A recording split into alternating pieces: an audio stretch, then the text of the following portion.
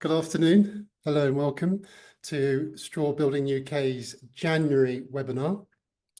Today we are very, very happy to welcome to this session the Straw Building UK member, Lee Johnson.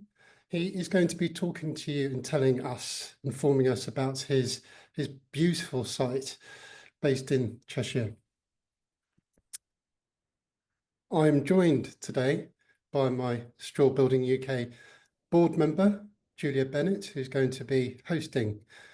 I am going to be going through a very, very brief introduction as to who we are and what we stand for. So Straw Building UK is a straw builders association, consists of educationists, academics, you could say, builders and advocates of working with bio-based materials. In this particular context, straw. Every month, we like to produce a webinar to inform all of the industry and all of the members of the public as to how we go about building with this magical material. If you'd like to join our membership, there is a link in the chat. We welcome everyone and anyone. You're very welcome to come on board, and you can learn and share knowledge throughout this organisation. I'm Cyprian Edmonds. I'm the chairperson for Straw Building UK and the president for the European Straw Building Association. So, without further ado, I would like to bring onto the stage. I'm going to allow him to come in. Lee Johnson, the floor is yours. And if you could be so bold and be so brave, just to tell the audience before we get into this, who you are. You want me to talk already? Why you're starting all of this. Yes, let's go. Okay. The floor is yours, Lee. Thank you. Thank you. Hello, everybody. I'm just going to tell you a little bit about how I ended up by building this straw house, which isn't this one in front of you, just to give you an idea of why I did it, how I came about it. So we were in this building here that we converted, which is a lovely brick barn, beautiful building. And just before we were finished, just about this stage, the high-speed railway line moved into the garden. So it took us a couple of years to, let me get this sorted out, so I'm not really good at this. A couple of years to find another plot and to sell up to the, whoever it was, the housing, the HS2 guys.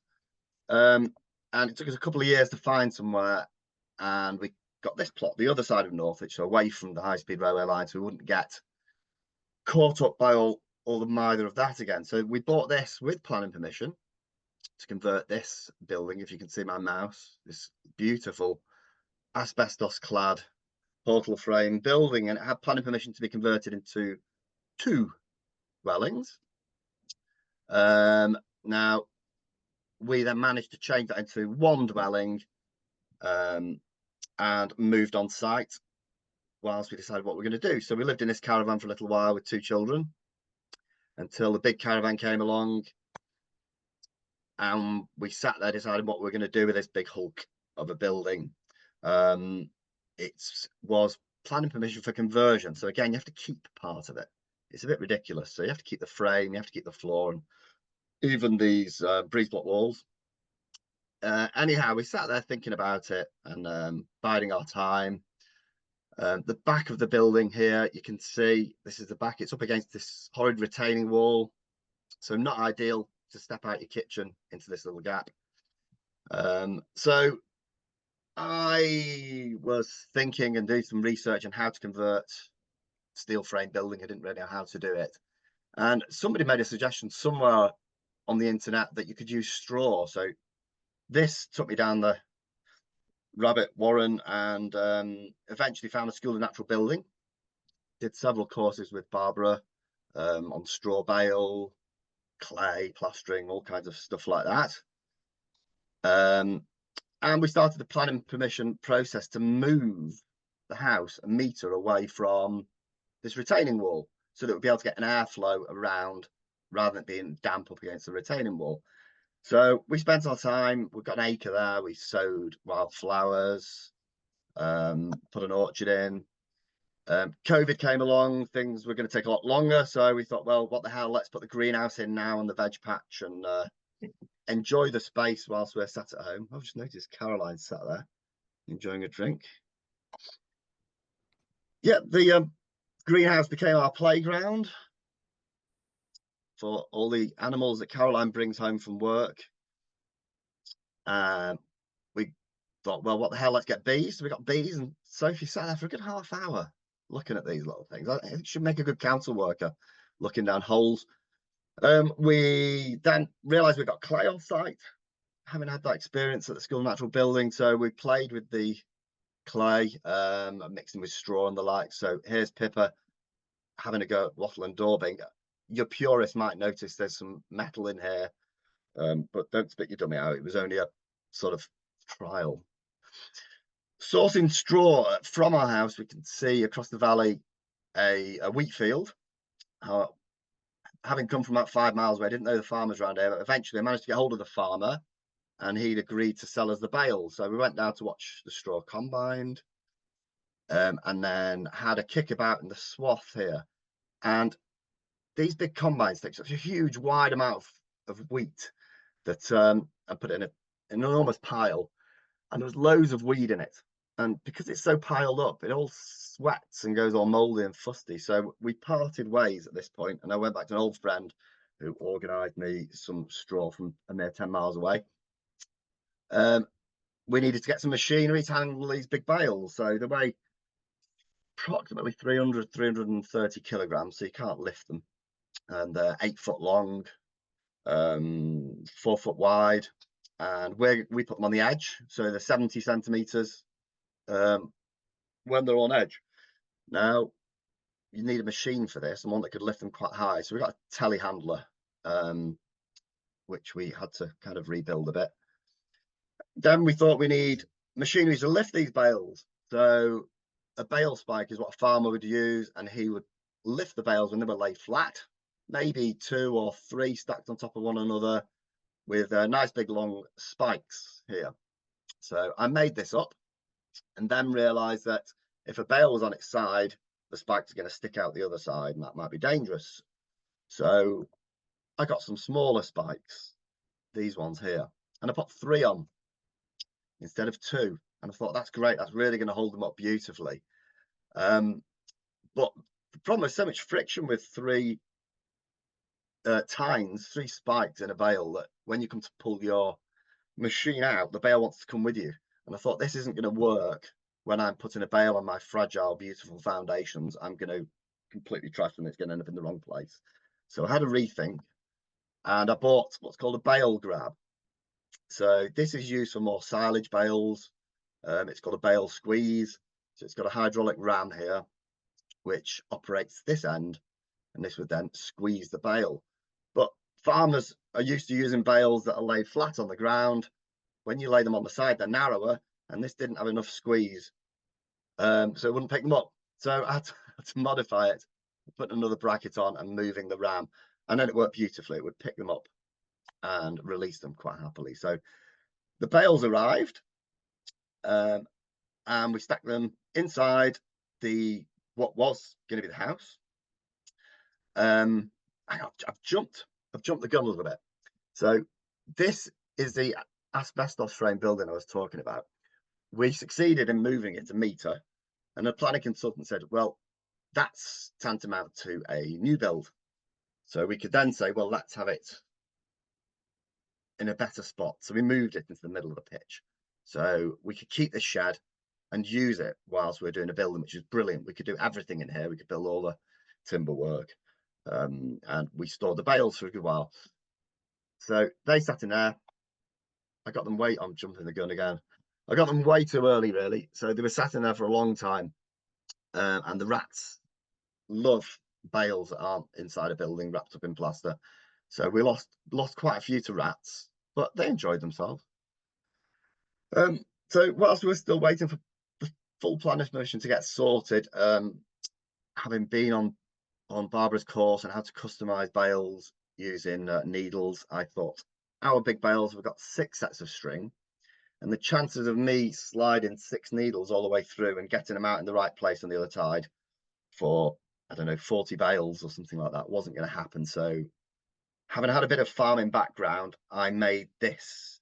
So this was some recycled steel from across the road. And again, these are the tines. And if you look on the end of each one, I've drilled a hole, which makes it become our bale needle. And I've got a great big piece of steel across the bottom here. So the idea is you line the bale up on its edge, thread all of these needles with string, and you get your bale just where you need it, and then push it on with the telehandler. But there's so much friction with 6 needles going through. I tried pushing it on with the digger and it wouldn't work. It just moved the digger backwards. That gives you some idea of how much friction there is. So yes, I had to move them on with the telehandler, and then came to get it off and we couldn't get the thing off again. So back to the drawing board. So then every time we put a bale on, we had to put a big trucker's strap around the bale. So once we pushed it on, we could then pull it off with the strap. And then it's the same sort of thing then of tying the string one side, tying the string the other side, cutting the original strings, and then you've got 2 bales. But again, pulling the bales apart can be difficult. Sometimes they come apart beautifully, other times they're all knitted together. And in fact, the first couple of times I did it, we got the strings crossed over, and then the bales wouldn't separate at all. But I worked systems around that to stop that happening, and we got it pretty good in the end. You get accurate to within maybe 10 mil, which is great for a big bale. I mean, these bales are much more uniform than a little bale. You know, a little bale, when you come to customize it, you need to square up the edges and make it nice and flat and have a good play with it. Whereas these are a lot more uniform unless the rats have been at them. And a lot, you know, it's a much bigger surface that's flat. So when it comes to plastering, it's quite advantageous, really. Less stuffing of holes with straw as well. So that was our customizing machine. Now, again, we were waiting for stuff to go about. So having grown up making what we used to call mole holes in straw bales, where we used to stack them all up and make enormous little rat runs inside. But what can we do? So I made a little room inside the straw bales and we set up a little theatre room. So this is the projection box. And there's the seating. And we had the whole school around watching films. I think that was Finding Nemo. So always make fun when times are bad, and it's great. So having posted a couple of videos online, as Barbara had said, you know, like show people how you're getting on, a lady called B Rowan got in touch. She was at the time looking into building a big bale temple in South Wales in a monastery. So she came around to share ideas and she was very helpful, and I think I was a bit helpful to her with my new device. So that's where B came in. We started foundations. So this is at the front of the house, and you can see it's quite made up ground here. We're actually on a terraced site. So some areas the ground's been dug out and deposited in other areas, and bricks and the like go in. So that affected the foundations a little bit, but if I dug far enough, I got down to sand. Now we live on Sandhole Lane, so here's the clue in the name of the road. Sandhole Lane, Sandhole Farm opposite. But Sandhole Lane does join Marsh Lane, which is where the clay comes in. So we've got a real clay sand mix here. I've actually got 2 different types of sand on site and clay. So all the ingredients for plaster sat there waiting. So we're quite lucky. But the only problem was this had been a horse arena, a menage, as it were, which had been fully drained. So the moment I started digging here, you can see the water in the bottom. It hadn't actually rained. Turns out there's a spring at the top of the site, and all the drainage underground would bring the water out and deposit in my trench, which was a bit of a nuisance, but soon got around that with an enormous French drain. And now I've got a spring on site, so the site keeps on giving. So cement-free foundations, we went for a limecrete foundation, some 4 inches thick. So just ballast and NHL5 mixed up and whackered down in a semi-dry state to create a nice flat surface to build off. So again, I keep going to these farm sales and buying things. So I picked up this pan mixer, which worked really well, borrowed my cousin's tractor, and then this worked beautifully after a few goes. It was one digger bucket here of ballast, sand and gravel, for one bag of lime or something like that. I can't quite remember. So I didn't have to do any manual handling. It was a matter of using the machine to put the ballast in, and it mixed up beautifully. And then I could tip it straight into the big bucket of the telehandler and then take it over to the trenches where Dad would be sat in the bottom and he'd whack it down. So really, it was a one-man job, which was great. So here we are. Here's some limecrete in the bottom, whack it into place, ready for the foundation wall. So again, I said cement free. These are called green block. So these were made ironically by, these are cement free, ironically made by a company called Cheshire Concrete Products. So they're cement free. I can't remember what's in them, but there's no cement in them. So 76% carbon reduction. So we had to build these walls, which would be filled with foam glass. And where it steps in here is where there's a window. So the base plate then sits on top of that. So let's have a move on. Here's an overview of the site. You can see all the foundations coming up beautifully. And the caravan moved in where we lived. All the veg coming on quite well here. So we shall move on. Another shot of the foundation. So these gaps around the edge and the middle were supposed to be filled with pea gravel, but I realized how expensive it was. So we filled the middle with MOT and just put pea gravel down the narrow bits so it was self-compact. And then I'd send Caroline in to whack her down the MOT inside there. See, she's got a health and safety helmet on, so nothing bad's going to happen. So that was our budget saving device. And then on top of this, again, with the lime mortar, engineering bricks to stop moisture wicking up. And on the internal walls was foam glass blocks. Another overview of the site there. You can see the walls coming up. It's quite heavy on the children. I couldn't help myself. I'm sorry. So this is Pippa fertiling in some lime mortar. Oh, you can see some pea gravel here. You see in the narrower sections. Hessian to protect the lime as it was a warmer day. Vegetable patch is coming on beautifully. Things are growing great there. Finish the wall, and then it's a what have we got here? Larch base plate. So again, working on my own, so lifting things in with machinery makes things quite difficult. It looks like I'm using baler twine there as well. Look at that, eh? Baler twine comes in for everything. They call it farmer's latch, I believe. So here we are, a section of completed base plate. Services coming underneath, and you can see some of the internal load-bearing walls. So it's kind of a hybrid in a way. There are some internal load-bearing walls which support the roof, and obviously some snow gives you a good idea of the size of it. Oh, and then Caroline brought home a buzzard, as she does after the dog walk. The geocell, this is the foam glass which we put in the foundation wall. We weren't quite so sure how to get it out the bags, so when we have some people around, we always get them to help. So this is Uncle Simon cutting the bottom of the bag. This sort of worked well for a little while. We did want to reuse the bags, but this is quite fun actually. Dad coming in on the side here, look, Grandma, the whole family.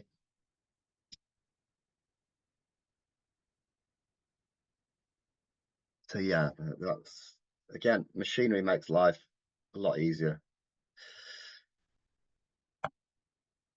And here we are, so you can see the foam glass in between. Now, the only problem I thought about this and at the time was the compaction of this. I wanted to compact it down, but because we've got foam glass blocks here, they only very lightly sat in some mortar and they're very lightweight. If I was to whack this, they would push out. So I kind of punched it down with bits of wood and the likes, and the architect suggested that we put some more timbers in across the middle here to provide a bit more support for the bales. So that seemed to work. So here we are with the bale squeeze, putting on the first bale just to see how it sort of fitted. I put some hazel spikes in. In the end, we decided not to bother with them. There's enough friction at the bottom of the bales, because I know that when you use small bales, not that I've ever used them, this is my first experience, I know that there's lots of spikes hammered through all the way, and these are just kind of an exercise to hold everything together whilst you're plastering, whilst you're building, and once it's built, they don't really do anything. Now, these bales are so dense, so heavy, that they're not going to move around, and you're not going to push them out the way. I mean, I couldn't even push them across the concrete floor on my own, so a little bit of light troweling isn't going to push them out of the way. So I did just end up using spikes in all the openings, just as a bit of an extra bit of protection there. And in between bales there was no spikes, but again, when we got to the floor plate, we'd put some spikes on because it's a slidey surface, so we didn't want the thing sliding around on OSB. I had a friend who fixes trucks. We got a whole load of curtain siders. It's brilliant for keeping it dry, because obviously we got no roof on at this point. We couldn't put a roof on because we needed to get machinery to put bales in place. So the idea of putting a roof up and lifting bales in with machinery, I couldn't see how that was going to work. So we had to just cover it, which was a big job keeping everything dry, but we got away with it somehow. Again, machinery for lifting things in. I couldn't get the telehandler into this position to put the bale down, so a compromise of a strap and a digger to sit them in place, and then sometimes a whacking around with a hammer.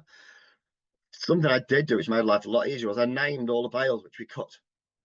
Rather than giving them a size, I give them a name. So we had 4 bale plans, because there's 4 layers of bales. Every bale that was cut's got a name. So here's Sophie showing off her bale. Sophie, she knows exactly where that is in the house. So we started to stack up bales one top of another. So you can see a customized bale here and here to make for the openings. It just looks so precarious.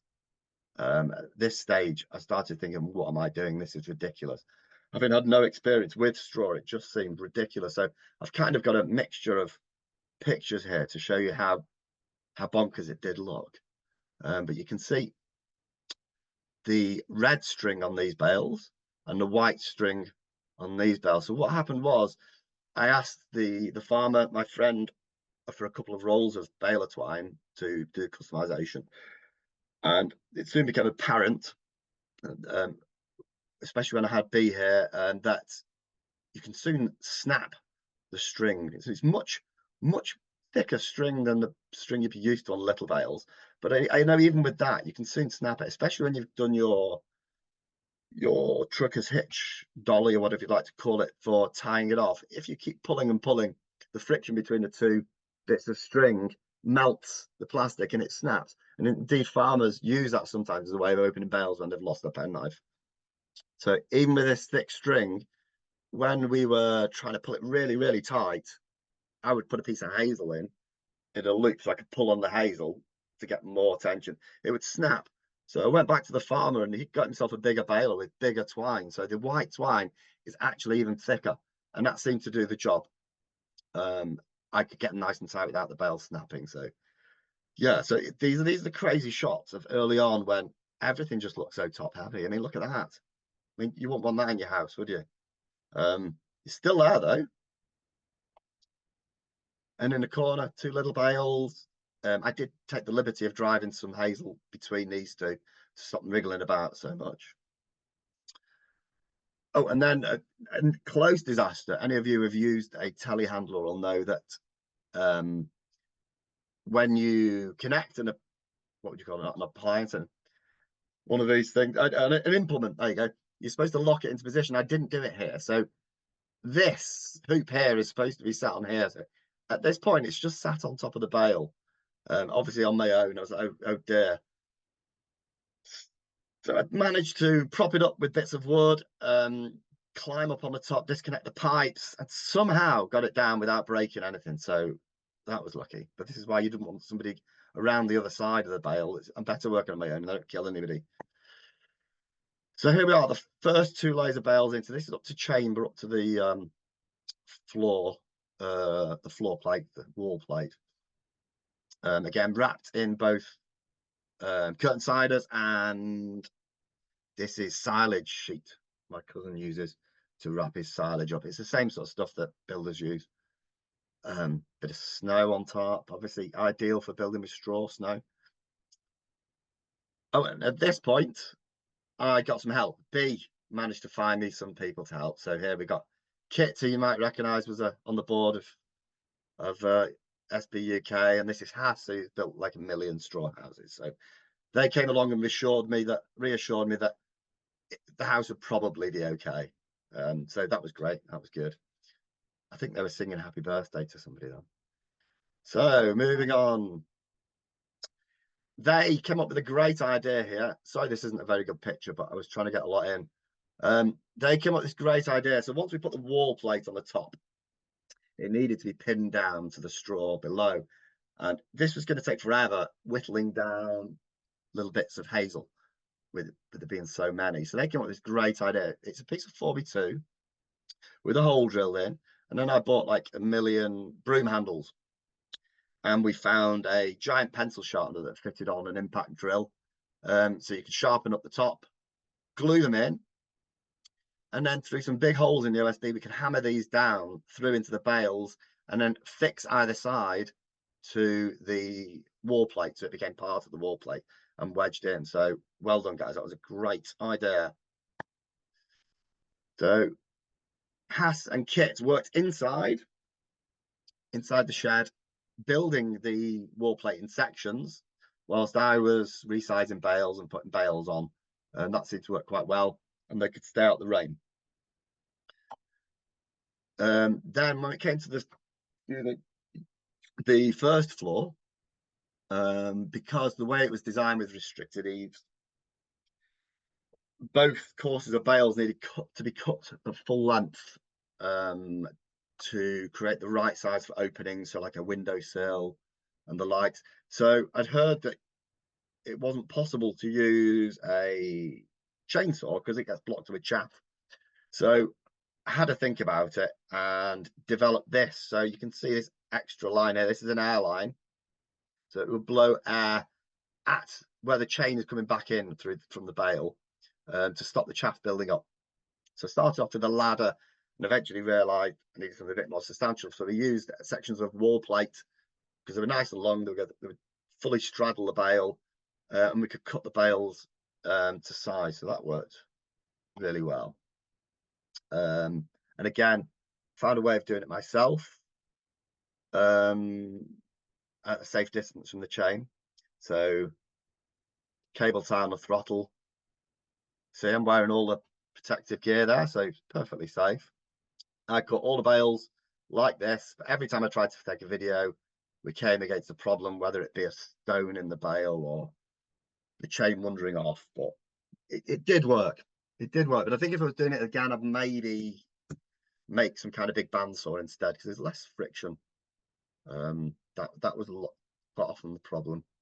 So there's oh gosh, there's that video. So here you get to see inside a bale for the first time. It's beautiful.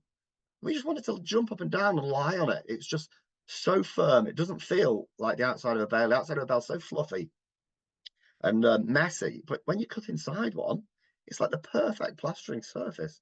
So I think we could perfect this with a bandsaw, and I think we would cut the bales instead of putting the bales on the side. We'd lay them flat, cut them to the right dimension, so you had a sawn side, both sides, and then you got perfectly uniform flat surface. And you'd save so much time plastering. So yeah, that was great. I remember when Kit jumped on top of them, he was so excited. So one of the courses of bales upstairs just involved taking a slither off the top of the bale. So this is just one string here. So this is 4 slithers of bale stacked on top of one another, which I had to carefully manage them. So this was waste product. This went to my cousin's farm and then he used it for bedding his cattle down. Hass liked to call this a lasagna. He thought because it was in slices. I quite like that. lasagna straw. So up to wall plates. Built the wall plate, put it on, ratchet strapped it down. There was no compression, really. We really struggled to get this wall plate where we wanted it. We used straps as well to hold it in position, but they've all been since cut off. They were just kind of there to get it right when we were building. This bit of timber down the middle is just to create a tent effect when I threw the plastic over the top, sort of water pooling. We then filled it with fiberglass, which my wife Caroline had found in a skip. 18 rolls of fiberglass, folded right through in a skip. We dried them out, and that did the whole floor plate and roof plate. So that was bloody great.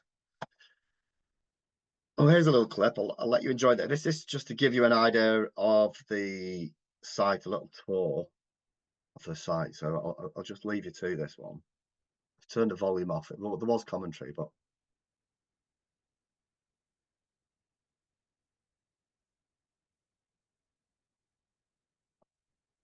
yeah, I think I've had enough of that. You get the idea. But it was quite nice to have a flat surface on. I've been had all the bales up, so that was quite fun. I didn't take the kids up. So the first little bale upstairs, we thought this was wonderful. So it's been cut in both directions. You can see this is just 3 strings. I think the cut surface has been put down, so you can't see it. And this is a mixture of, because this is only 2x4 here on the base plate. I felt it was too narrow a gap to just use foam glass. So we got these what we call gearballs, or gerbils as Has called them. So it's got a bit of both in there because the gearballs are expensive. So it's bulked out by both, and then that gives us the insulation and the load bearing that we need there on the first floor. So as you can see at this point, we've got all floor joists in. I'm gonna have to race along a little bit because the floor joists support the roof. So we've got boards on so we can stand on the inside. Bales going up. The other thing we encountered as we got higher, if you think about the how a telehandler works, the higher it lifts, the more forwards and backwards movement there is on the bale grab. So when you're putting the bales down below, it's no problem. But when you get up to this point, there's lots of forwards and backwards movement, which meant putting these down onto the spikes wasn't happening. They were snapping.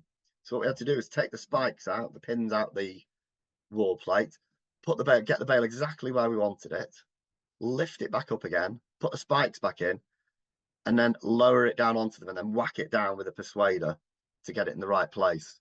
So that's how we overcame that problem. I suppose if you had a crane, you wouldn't have that problem, but that's going to be too expensive. So at this point, the girls were able to sit where their bedroom windows were and imagine what their view would be like. So that was quite fun. Floor went in. We're going to skip through a little bit now. More bales upstairs. You can see the 3-string bales at the bottom and then the 5-string above, which gives us the lovely openings for the windows at the right height. And you can see the white strapping here as well. So coming along at this point.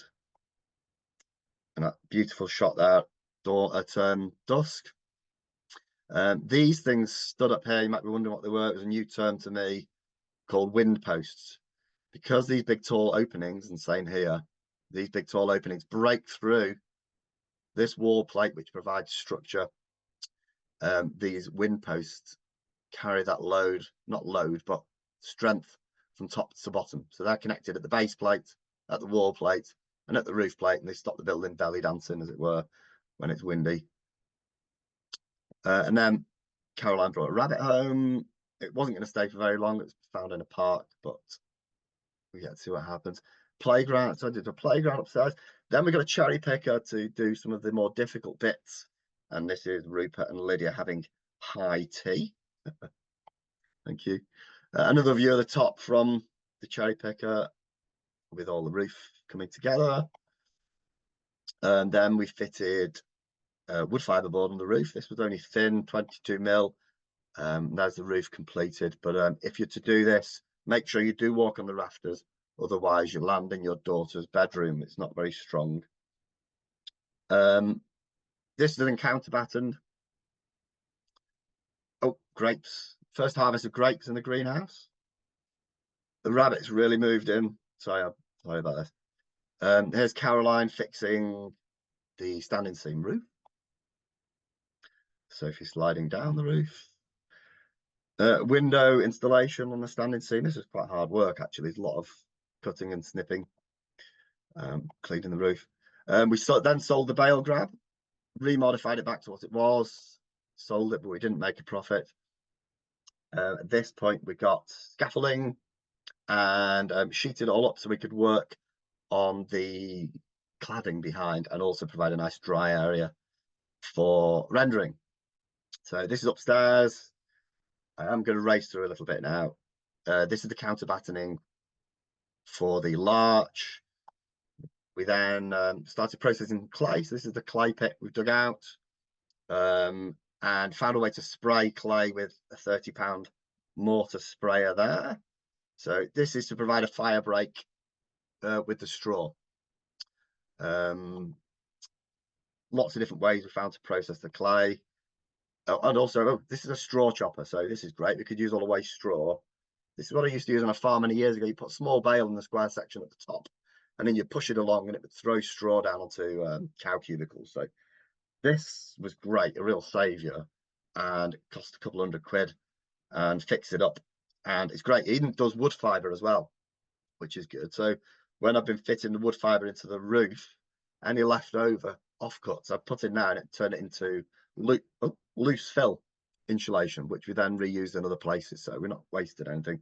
So we made some clay plaster and practiced on the outside wall.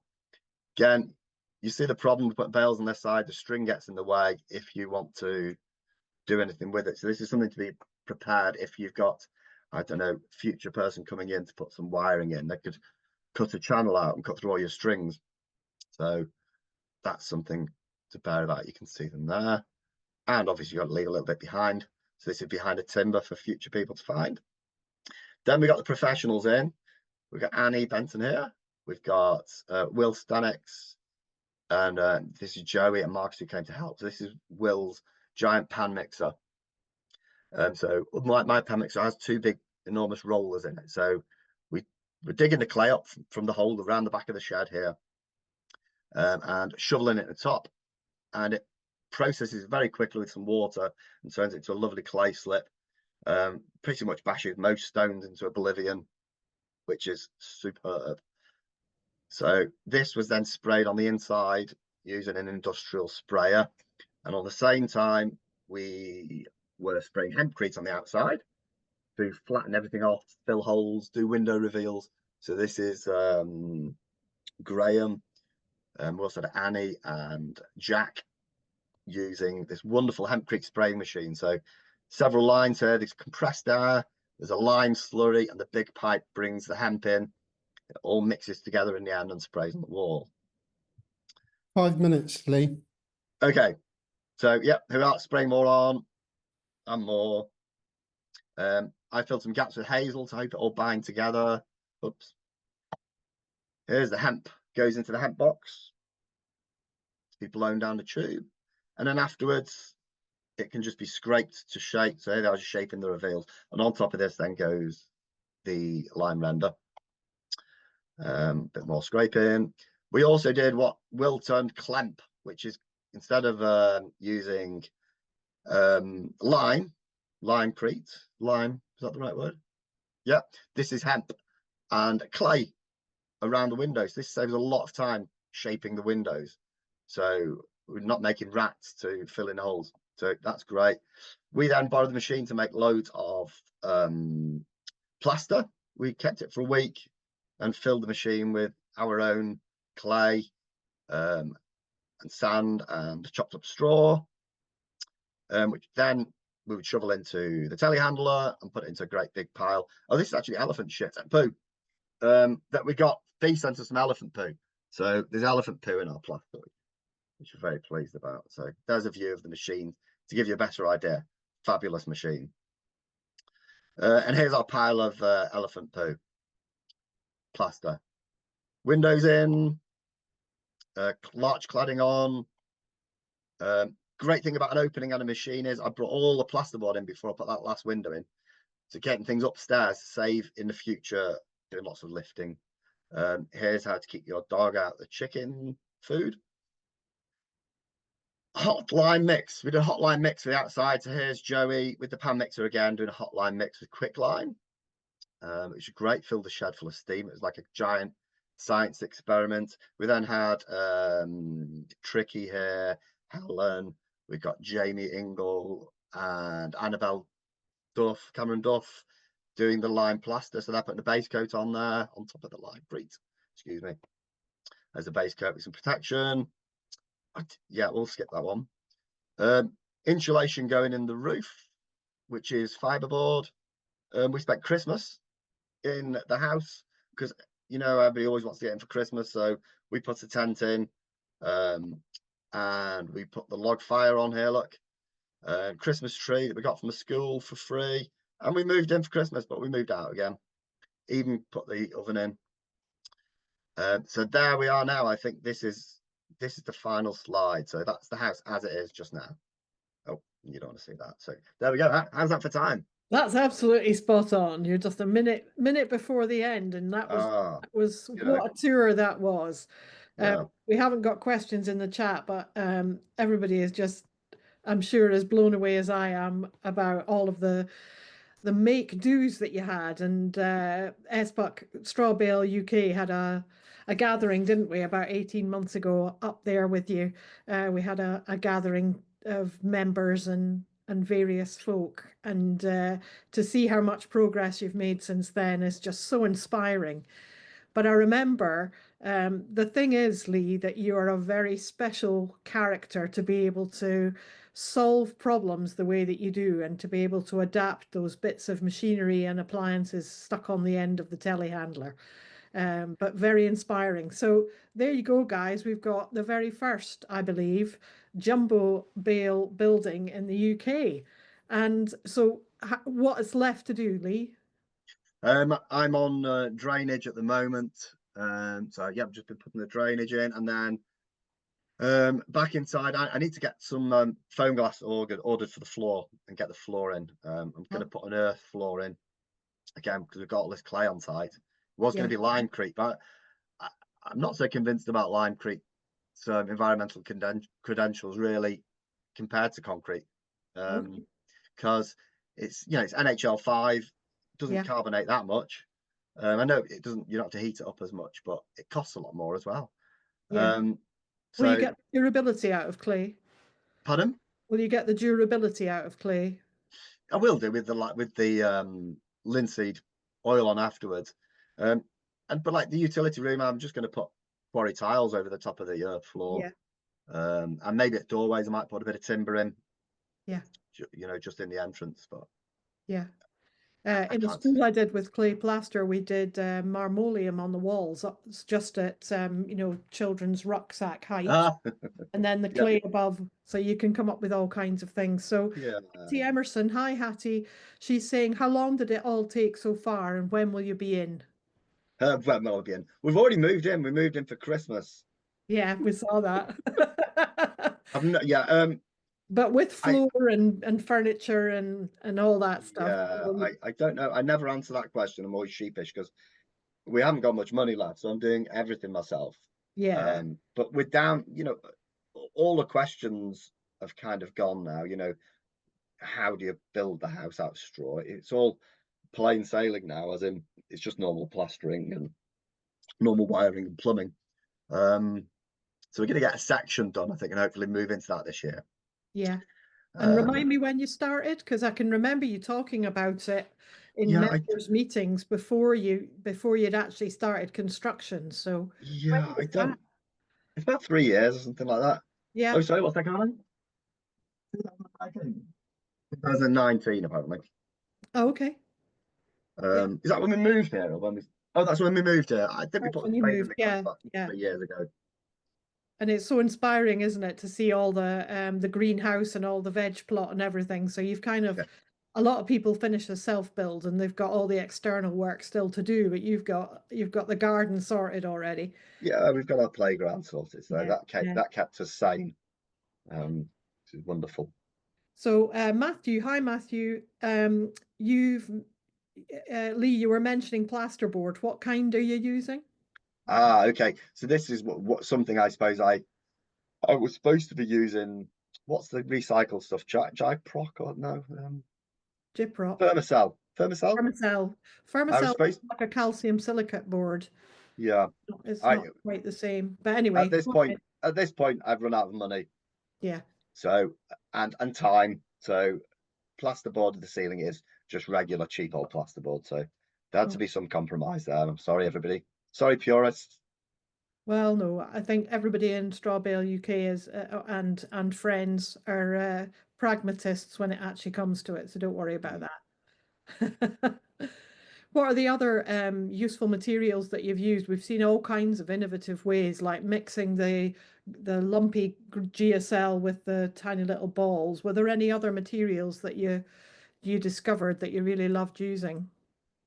As I say, being able to process wood fiber offcuts into usable loose fill material was quite enlightening. That was great. Um, and I say I'd never used limecrete before. In fact, I didn't even think I'd touched lime before I started this project. So working out how wet to have it for a semi-dry Yeah, was all part of the learning process. But I can't see why I couldn't have just used MOT for that flat section on the ground, because I'm sure the engineer just said it was really just to create a flat base to build off. yeah. So I think if I could have used MOT, then that get rid of the emissions from the lime then as well. So Yeah, that conversation to be had there, because then you can absolutely. do There's rubble.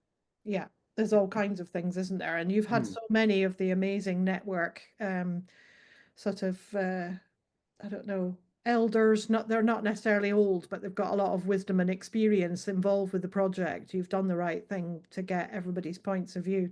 Got another Yeah. couple of, got another couple of questions. Andy Bayliss, who's our structural engineer in I don't think you're the only one, Andy, but Oh um, God, what have I done wrong, Andy? no, he was saying yes. No, I was just going Type to say one the would have line been creep, you fine. could change to the MOT type 1. That'd be fine. Yeah. Okay. That would have saved a lot of money as well. And Hattie is saying any top tips for others embarking on a similar journey, such as the right machinery and farm auctions would sound like one of them. So any Yeah. specific top tips? Sourcing machinery. I suppose I know quite a few people and have had a history of fixing machines and the likes. Sure. So same with anything like this. It's good if you can buy and then sell afterwards. But when something goes wrong, it depends on your budget, doesn't it? I mean, mine wasn't very much, so breakdowns regularly, but I'm able to fix them. Now I know that if you aren't able to fix them and you have breakdowns, it costs a fortune getting somebody out to repair them, and you're also stuck. So it's getting that balance between hiring and buying. Really, I hired the lift, the scissor lift, because I needed something that was safe and signed off if people were going to be using it. Uh-huh. But I don't think anything else is particularly safe, but nobody goes underneath it. Well, yeah, as you say, when you work on your own, you've got yourself, but you've also got the worry that if something happens to you, then nobody might be around to find you. But Well, sure. none Yeah, of that sure. happened, so we'll not worry. No. So I yeah, I source think you machine. might Yeah, have a new life as a jumbo bale contractor consultant coming up. You never know, because I think there's quite a lot of people. So Kevin's saying, love the straw and wood chopper. Make your own wood fiber board with some natural binder. Great work, Lee and family. I hope you'll get a copy of the chat actually, but there's some lovely comments here. all right. Okay. They're saying maybe we need a new design baler that is producing the right bales in the field to start with. Well, yeah, that first set of bales of straw that you saw that was fusty. I love it when English people use the word fusty. It was a bit telling and a good spot for you. Yes, and Cyprin's just saying the video bits will be shared via YouTube, the recording of the whole session. Yeah. Would anyone like to open up the mic? We've got about 8 minutes or so. Would they like to open up the mic and have a chat with Lee? Julia, I think we've got one question. Apologies I if missed we've one. answered it already, from Judith Oh yeah. about Big Bales. Are Big Bale combines similar to small balers in that you can adjust the bale length to produce half length bales? You can, yes, but you can have that conversation with a farmer at the time, because they're always very busy, and if not really, they're happy to help you, but when the weather's good and they need to come to bale, they don't really want to be sat there twiddling their knob. And sorry, I didn't mean that. Just creating the right size bales, they kind of get fed up with you. So I think, and in any case, they're not going to be as exact as you had hoped, and then you end up messing about with them anyway. So I think you may as well just get what you can get. But the other interesting thing was, as things keep changing in farming, as I say, I got these bales which are 70 centimeters tall, as it were, when they're flat. I wanted to get some more because the rats had enjoyed them, and I went back to my friend, and he got a new baler which is now 90 centimeters. So things are getting bigger again. So they can get more straw, they can get more density, more compression into a 90 centimeter bale. Now, that would be too thick a wall, really. It's getting a bit ridiculous at that point. So things keep moving. So as I was saying about using the chainsaw to shape the bales, maybe you just get the 90 centimeter bales and shape them to the right size, set up a little factory on site and create your own size bale, I think. I know one of the things we haven't covered yet, and that's the technical performance. There's lots of us that are a bit geeky about U values and Okay. using PHPP as an energy modeling tool and things like that. Do you remember any of the sort of U value calculations that you did for the thickness of wall you had, or? Thickness of wall came out from top of my head. I forget where the 0 point supposed to be. It was 0.087 Okay. U value, but that's without the hempcrete. So there'll be a little bit more on that. So bit more. That's quite impressive, is it not? Or have I missed out a 0? And building regulations wall would be 0.16 at the moment. So Okay, so I'm 0.087. yeah, and So that's it should be probably just due to the thickness, isn't it? And the air tightness will have a massive bearing because you're using the wet plaster as your air barrier on the inside. Yeah, and also the bales are so much more dense as well, so that's going to have Yeah. an impact on the air movement as well, and create more airtight envelope. So We've got John. I think we've got John Butler here in the session. Have we? Are you still here, John? It sounds like another section for the technical straw building guide for the UK that we need to add in. Is anyone doing a case study of your project, Lee? not that I know of. Okay. No. Well, I mean, will anybody ever build another one? I mean, it might not happen. I mean, it takes it needs to be a big building, doesn't it? And people usually build smaller buildings with straw bales. So whether it'll happen again or not, I don't know. Well, I suppose that's a question in itself. Is do you think how repeatable do you think it is? Were the headaches too great for you to Not really. think of? Hattie says, "I want to build one." You know who to talk to. Straw busters. So yeah, I would do this again. But as I say, it was the circumstances, the reason we got here, that we bought this plot. It was the only place we could find for 2 years, and it came with a massive shed on for conversion, and it cost us a lot of money. So if I built a little house, we'd have lost a load of our equity in the plot. So that's why we built something bigger. And it was only having been on these courses that spoke to Barbara and said, could I use big bales? And she said, well, as long as it's big enough, because obviously you're losing more wall, aren't you? We wanted to lose space inside, so we were quite happy to have thick walls. Yeah. We don't need this enormous house. It's ridiculous, but it's where we are. And having been inside it with the double height space and the foyer and everything else, it is lovely. What is it like in size in comparison to the one we're looking at, the one you had to sell? Oh, it's twice the size. Twice the size, okay. Yeah. Yeah. Yeah. It doesn't Twice the feel size. it doesn't feel it when you're on site. No, it's funny, isn't it?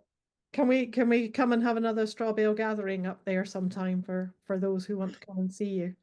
I don't see why not. Yeah. Yeah. That was fun. Yeah. Any more questions from anyone? John Butler's saying it would be great to see some in situ U-value monitoring. So we need Annie Benton perhaps to come and have a look at that. Or Judith can do it next winter if it's finished. Oh, right, okay. Thanks, Judith. Thank you. Is it true? Is it true you can get live U values now with some kind of machinery? Somebody told me there was some kind of machine. Yeah. Okay. You can put monitors into the wall, Right. that you're actually, you can have an internal temperature monitor and an external one, relative humidity monitoring, and then you put probes into the wall, so you actually get what's happening inside the wall. Right. So Okay. you get some very, interesting results from that. There are people in this call that are far more expert at that than I am. So I think what I'll do now, Lee, is just say thanks, just huge thanks to share in such a fascinating way the journey that you're on. And I'll hand back over to Cyprian to perhaps say a little bit about the webinars that are coming up this time. Okay. Thank you. Thanks, Lee. Thank you, Julia. And yes, I'll echo Julia's words, Lee. That was an absolutely awesome presentation. I feel very privileged to having visited it at our gathering a couple of years ago. You've done so well, mate. So well. Thank you very much. To you and your family. And just for clarity, what does your wife do for a living? Oh, she's veterinary. Right, okay, because we noticed a lot of animals there, and you were saying she brought them home. So she's not an architect or an engineer or a surveyor, but no, she just brings animals home. Lee, could you stop sharing the screen, please, so I can try. Just finish off the session. That was brilliant. Really enjoyed that. And thank you all for giving up your time today for our webinar. It's a new idea as opposed to working with the evening session. We're going to go with the lunchtime sessions from now on. So as you've just seen, Lee Johnson has presented his home, the Hidden Farm in Cheshire. And you can see the other videos from our previous sessions on our YouTube channel. And dates for your diary, you can see they are there from the 12th of February next month, coming up soon. We have EPDs with John Butler, and we go right the way through to June. And at the end, or towards the end of June, we have our SBUK symposium from the 25th, 26th of June at the University of Wales. So please keep in touch and watch our social media, look at our website, sign up for our newsletters, and join Straw Building UK. Go to our website, the joining links are there. We welcome you all. We have working groups which are in the process of sharing lots of information for the sector. And I'm just going to finish off by saying, Lee, thank you very much again. You have been an absolute star. And we look forward to seeing you again in the future. And thank you all for attending this afternoon. Take care, everybody. Goodbye.